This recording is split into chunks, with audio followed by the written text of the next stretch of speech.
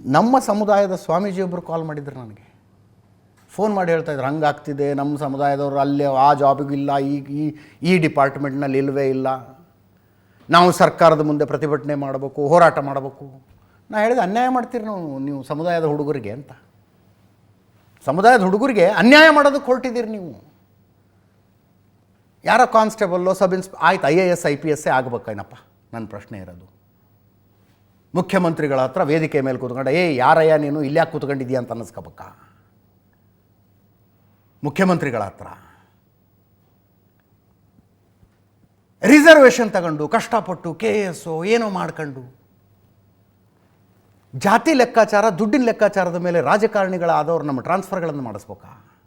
ಅವ್ರು ಕೊಟ್ಟಿದ್ದು ಪೋಸ್ಟಿಂಗಿಗೆ ಹೋಗಿ ಕೂತ್ಕೊಂಡು ದುಡಿಬೇಕಾ? ನಿಮಗೆ ಪರಿಚಯದ 10 ಜನ ಸರ್ಕಾರಿ ನೌಕರಿ ಮಾಡೋರನ್ನ ಕೇಳಿ ನೋಡ್ರಿ, are they satisfied in their job ಅಂತ.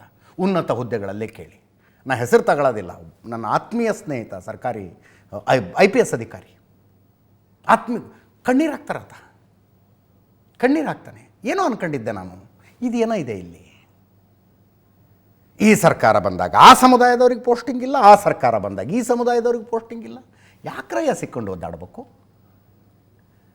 ನಿಮ್ಮ ಶ್ರಮ ಎಷ್ಟೇ ಇರಲಿ, ನಿಮ್ಮ ಪ್ರತಿಭೆ ಎಷ್ಟೇ ಇರಲಿ, ಎಲ್ರಿಗೂ ಪ್ರಮೋಷನ್ ಆದಾಗಲೇ ನಿಮಗಾಗತ್ತೆ, ಎಲ್ರದ್ದು ಸಂಬಳ ಜಾಸ್ತಿ ಆದಾಗಲೇ ನಿಮಗೆ ಜಾಸ್ತಿ ಆಗುತ್ತೆ. ಈ ಹಣೆ ಬರಕ್ಕ ಇವತ್ತಿನ ಕಾಲದಲ್ಲಿ ಈ ಗಲಾಟೆ ಯಾಕೆ?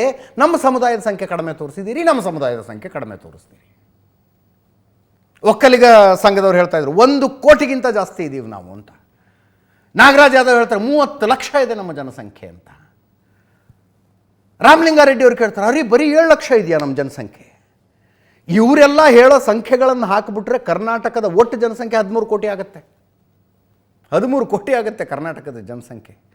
ಆ ಸಂಖ್ಯೆಗಳನ್ನು ಇವ್ರು ಹೇಳ್ತಾ ಇದ್ದಾರೆ. ಸುಮ್ಮನೆ ಒಂದು ಲಾಜಿಕಲ್ ಥಿಂಗ್ ಹೇಳ್ತೀನಿ ರೀ ನಾನು ನಿಮಗೆ. ಇಡೀ ಪ್ರಪಂಚದಲ್ಲಿ ಇದು ಯಾವ ವರದಿ? ಇದು ಸಾಮಾಜಿಕ, ಶೈಕ್ಷಣಿಕ, ಆರ್ಥಿಕ ಸಮೀಕ್ಷೆ ತಾನೆ. ಇಡೀ ಪ್ರಪಂಚದಲ್ಲಿ ಸಾಮಾಜಿಕವಾಗಿ, ಶೈಕ್ಷಣಿಕವಾಗಿ, ಆರ್ಥಿಕವಾಗಿ ಅತ್ಯಂತ ಮುಂದುವರೆದಿರುವ ಸಮುದಾಯ ಯಾವುದು? ಇಡೀ ಪ್ರಪಂಚದಲ್ಲಿ, ಭಾರತದ ಬಿಟ್ಬಿಡಿ, ಅತ್ಯಂತ ಮುಂದುವರೆದಿರುವ ಸಮುದಾಯ ಯಹೂದಿಗಳು. What is their population? I say 0.3%, less than 0.3% ಅವ್ರ ಜನಸಂಖ್ಯೆ. ಪ್ರಪಂಚದ ಆಗರ್ಭ ಶ್ರೀಮಂತರವರು, ಅತಿ ಹೆಚ್ಚು ಪೇಟೆಂಟ್ಗಳಿರೋದು ಅವರ ಹೆಸರಿನಲ್ಲಿ. ವೈಜ್ಞಾನಿಕವಾಗಿ ಅತ್ಯಂತ ಮುಂದುವರೆದಿರುವ ಸಮುದಾಯ, ವೈಜ್ಞಾನಿಕವಾಗಿ, ಆರ್ಥಿಕವಾಗಿ, ಶೈಕ್ಷಣಿಕವಾಗಿ, ಸಾಮಾಜಿಕವಾಗಿ ತೆಗಿಸಿ.